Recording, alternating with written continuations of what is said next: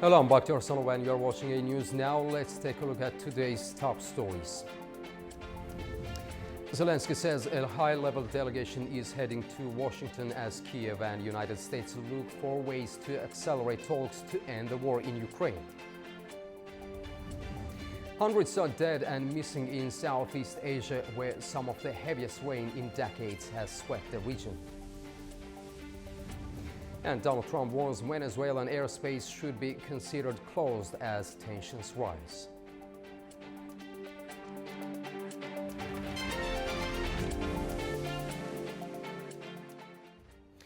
Ukrainian President Volodymyr Zelensky says a high-level delegation is heading to Washington as Kiev and Washington look for ways to accelerate efforts toward ending the war.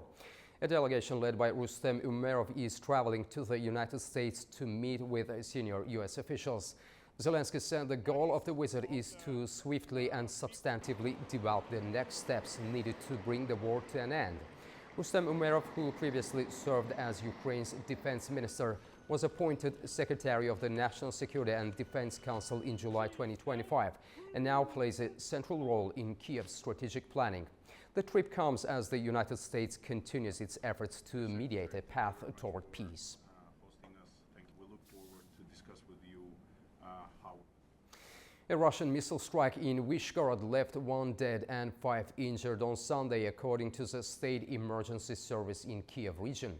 The missile strike in Vyshgorod comes after another Russian attack that mostly targeted the capital, and officials say killed 6 people and wounded dozens on Saturday. Ukraine has been negotiating with the United States on the terms of a peace agreement that Washington is seeking to broker between Kiev and Moscow to end Russia's nearly 4-year-old war.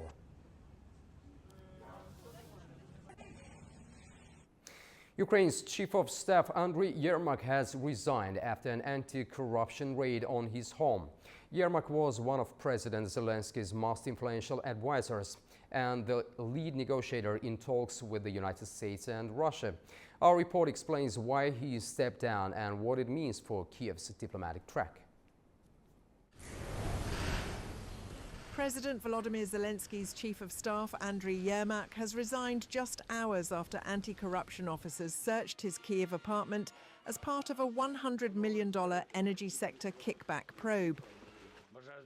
According to investigators, the scheme involved illegal contracts, inflated procurement deals and pressure on state-owned companies, including the nuclear operator Enerhoatom.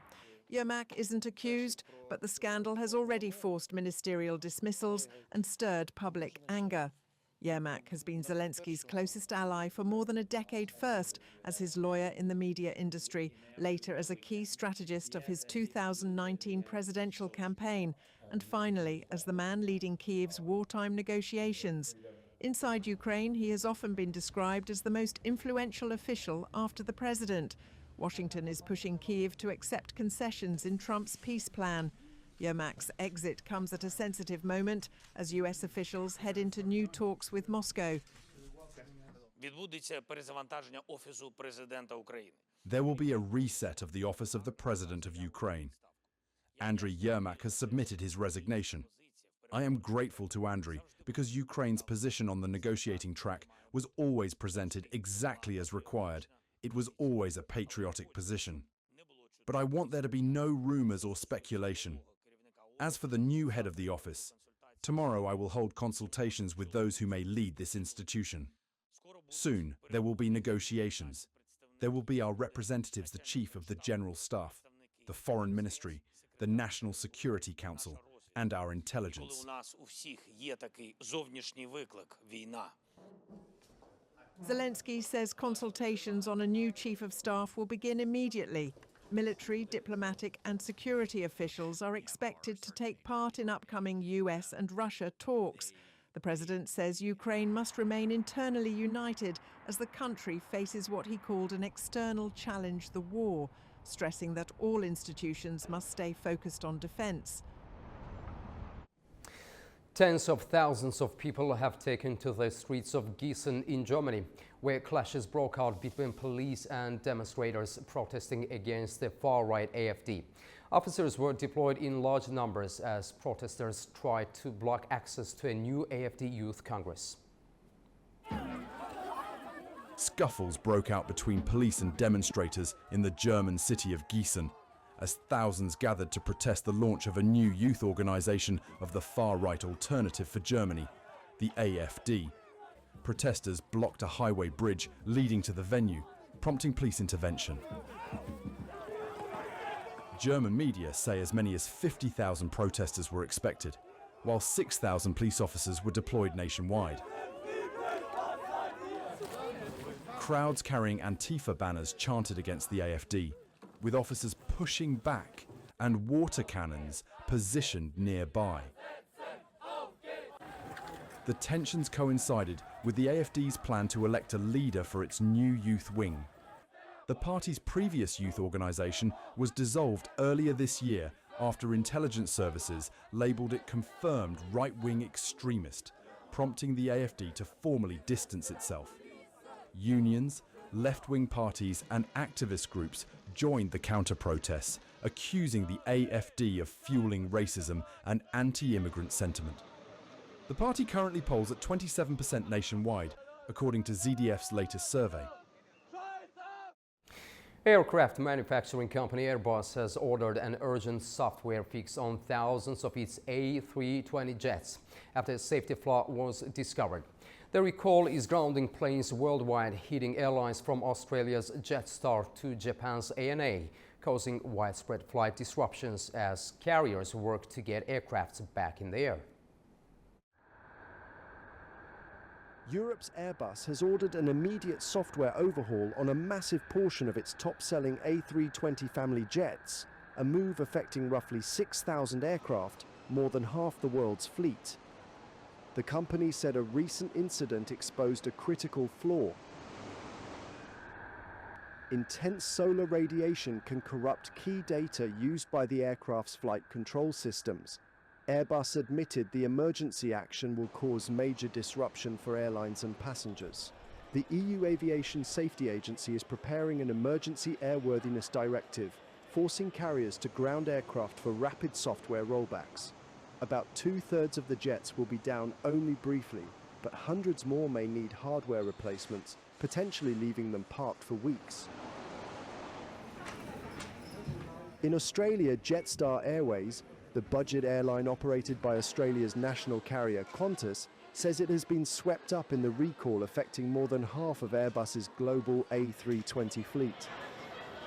Chief pilot Tyrone Symes reported that 90 flights have been disrupted, with 34 Jetstar aircraft requiring the mandatory software fix.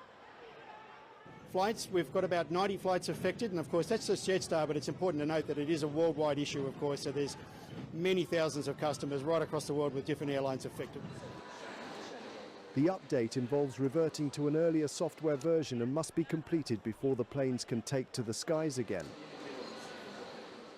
So we would expect to see further disruption today, but then maybe a little bit of minor disruption tomorrow. But we're trying to rectify the situation as quickly as we possibly can, as all airlines are across the globe.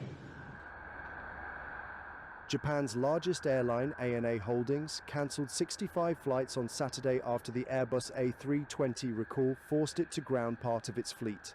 ANA and its affiliates, including Peach Aviation, are Japan's main operators of Airbus single-aisle jets. Its rival, Japan Airlines, flies mostly Boeing aircraft and is unaffected. The Airbus recall was triggered by a JetBlue flight on the 30th of October that made an emergency landing after a sudden drop in altitude injured several passengers. Israeli Prime Minister Benjamin Netanyahu submitted a request to the country's president on Sunday for a pardon in his years-long corruption trial, arguing that criminal proceedings were hindering his ability to govern, and the pardon would serve the interests of Israeli society. Benjamin Netanyahu, the country's longest-serving prime minister, has long denied the bribery, fraud and breach of trust charges. My lawyers filed today a pardon request to the state's president. I expect that anyone who wishes for the good of the country support this step. My personal interest was, and still is, to continue with the legal process to its end until a full acquittal in all charges. But the security and political reality, the national interest, those demand otherwise. In Hong Kong, mourners gathered at the Wang Fu Court housing complex to honor victims of a devastating fire that has claimed 146 lives and left more than 40 missing. Authorities are investigating the blaze amid concerns that ignored safety warnings and building issues contributed to the tragedy. A kilometre-long queue formed on Sunday as thousands of people came to mourn the victims of the city's deadliest fire in decades in Hong Kong. Flowers, soft toys and handwritten cards. These small gestures of condolence in a moment of widespread grief.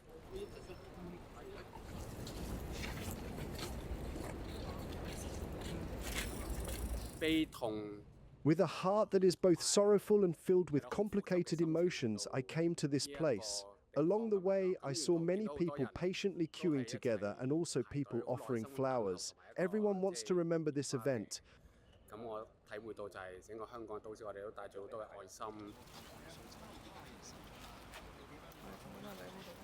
For some, the act of remembrance also carried frustration and unanswered questions.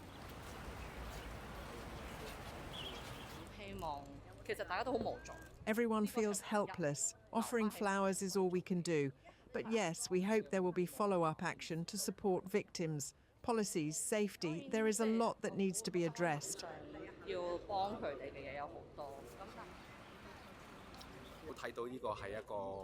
It can be said that this was a man-made disaster, because truly we know that this housing estate, from its maintenance issues to what we've learned about the process, there had already been people who made some inquiries to the relevant departments. But I believe that in the way things were handled, there are many areas that deserve serious review. I hope the government can carry out an independent investigation and that there will be accountability. Authorities say the confirmed death toll has now risen to 146 after police completed searches of several burned towers. Many victims were found in stairwells and on rooftops, signs of desperate attempts to escape. Hong Kong is observing 3 days of mourning. More than 40 people are still unaccounted for. Floods and landslides continue to wreak havoc across Southeast Asia, with Indonesia's Sumatra Island reporting 442 deaths and Sri Lanka facing rising waters after Cyclone Ditwa. Thousands have been evacuated while rescue teams struggle to reach those still trapped. Millions across the region have been affected as authorities warn of ongoing dangers. Hundreds are dead and missing in Southeast Asia, where some of the heaviest rain in decades has swept the region. Monsoons, exacerbated by tropical storms, has caused some of the worst flooding in years, with millions affected in Indonesia, Malaysia and Thailand. The death toll from floods and landslides on Indonesia's Sumatra Island has risen to 442. Roads remain blocked, and internet and electricity are only partly working. Cyclone Senya caused heavy damage in 3 provinces. In West Sumatra, Mary Osman was swept away by rising waters, but survived by clinging to a clothesline. Rescue efforts are difficult due to bad weather. Tens of thousands have been evacuated, but hundreds are still trapped. Authorities are calling for a national disaster declaration to speed up the response. In Thailand's Songkhla province, floodwaters rose 3 metres and Hat Yai received 335 millimetres of rain in a single day, the highest in 300 years. As waters receded, the death toll rose, and hospitals had to move bodies to refrigerated trucks.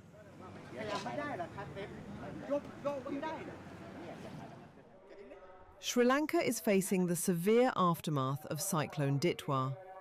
On Saturday, military forces were deployed to assist residents stranded in floodwaters.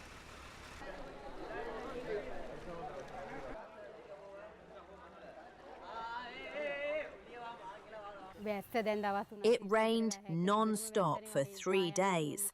We heard about the warnings of flooding, but we didn't expect water levels would get this high. As usual, we moved our belongings that could be moved to a higher level, but that didn't help. Everything is underwater.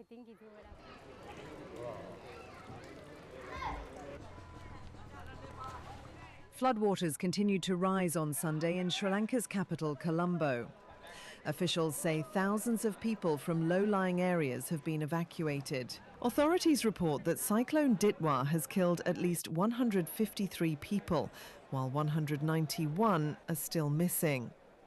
More than 500,000 people across the country have been affected. Flood levels are increasing in some areas, and I am requesting people in those areas to be vigilant and evacuate their homes. Don't try to stay in your homes since water levels are rising.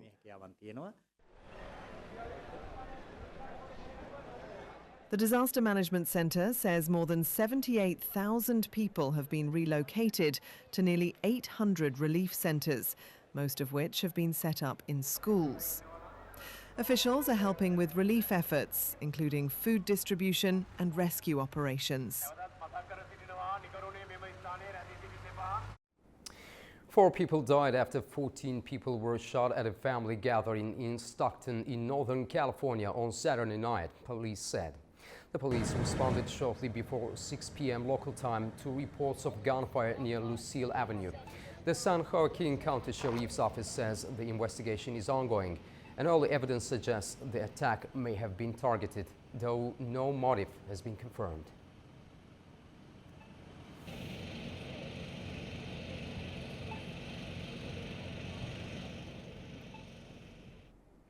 Washington has stepped up its campaign against Venezuela with new military activity around Puerto Rico and a sudden U.S. declaration that Venezuelan airspace is closed. Caracas has condemned the move, calling it a direct threat to sovereignty.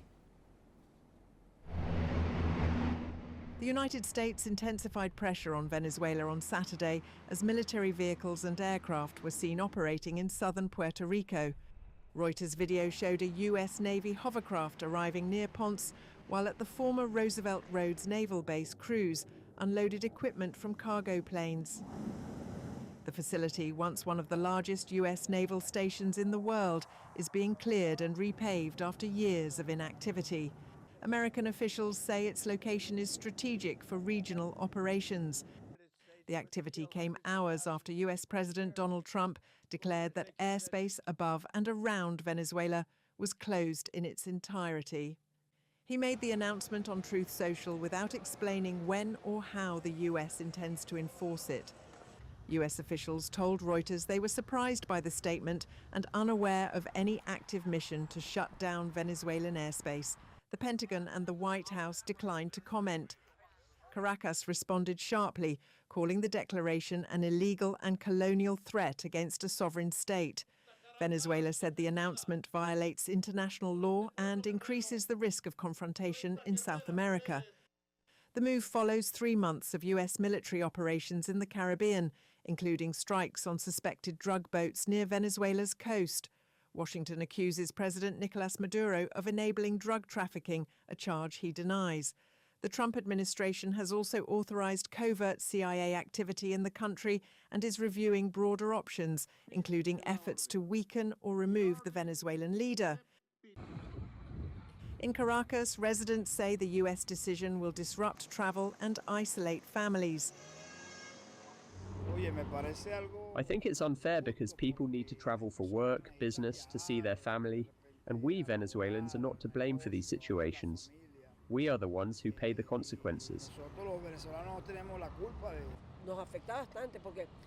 It affects us a lot because many people who plan to spend Christmas with their families cannot do so, and those who need to travel abroad cannot either.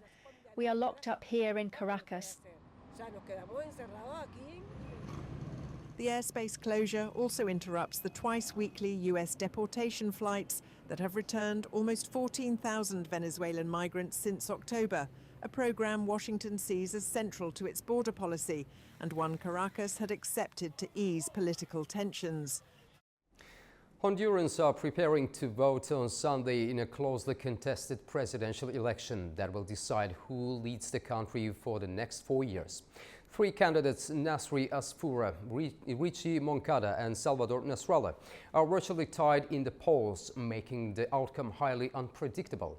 The vote comes at the end of President Xiomara Castro's term, during which her government built stronger political ties with Cuba and Venezuela. The race has also drawn attention from abroad after U.S. President Donald Trump openly endorsed Asfoura, saying he sees him as a partner against drug trafficking. In addition to choosing a president, citizens will elect a new 128-seat Congress and thousands of local officials who will shape policy from 2026 to 2030.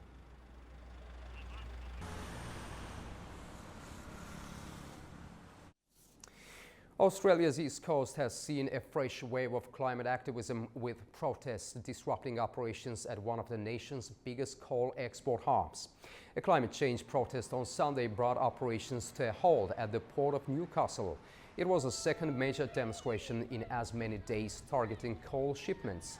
The climate activist group Rising Tide organized the action, with hundreds of protesters paddling into the shipping lane in kayaks early Sunday morning. The port sits around 170 kilometers north of Sydney and is the largest bulk shipping port on Australia's east coast, in a country where climate change remains a deeply divisive issue. Police say 21 people were arrested and charged with marine-related offences following the disruption.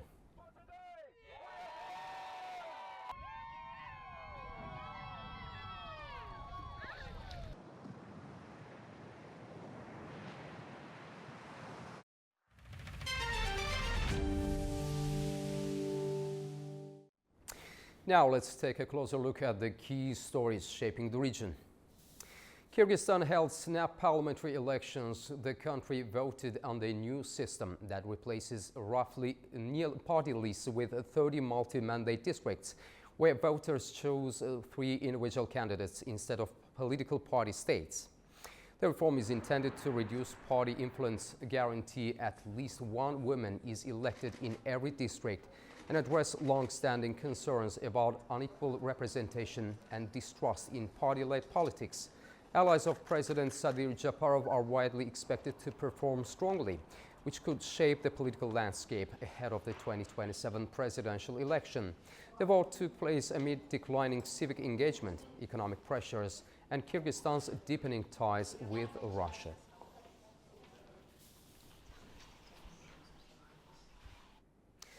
Turkish Foreign Minister Hakan Fidan visited Tehran to meet Iranian counterpart Abbas Araghchi. Talks focused on strengthening bilateral relations and preparing for the 9th meeting of the High-Level Cooperation Council. The ministers discussed security, counter-terrorism, and improving border trade and regional connectivity. Hakan Fidan highlighted Turkey's support for a peaceful resolution to Iran's nuclear program and stressed Syria's stability. They also touched on Gaza's reconstruction efforts and the diplomatic solution to the Russia-Ukraine war.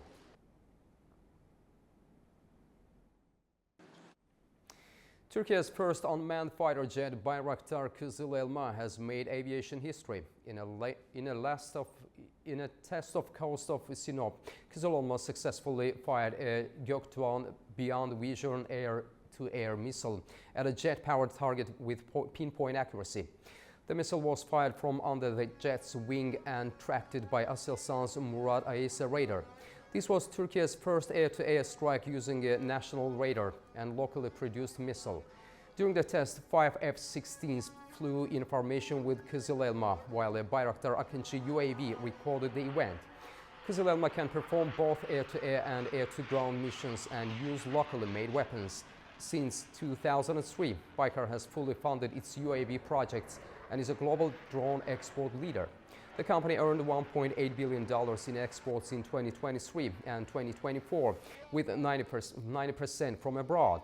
Baykar has export deals for the Bayraktar TB2 with 36 countries and the Akıncı with 16 countries, remaining Turkey's top defense exporter for 4 years.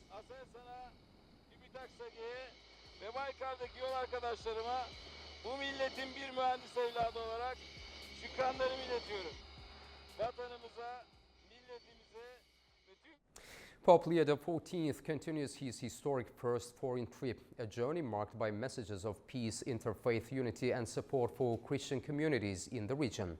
The Vatican says the Pope hopes his visit will renew trust between faith traditions and strengthen dialogue across the Middle East.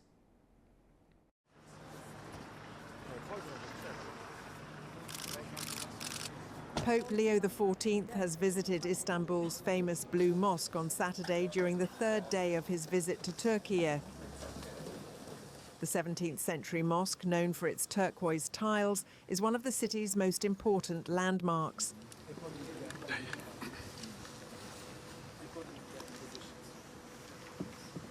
Welcomed by Turkey's President of Religious Affairs, this was the Pope's first visit to a Muslim place of worship.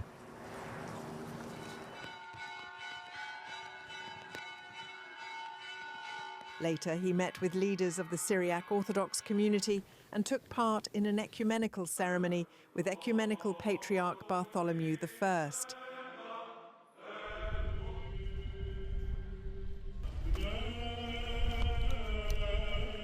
Furthermore, we must strongly reject the use of religion for justifying war, violence, or any form of fundamentalism or fanaticism. Instead, the paths to follow are those of fraternal encounter, dialogue, and cooperation.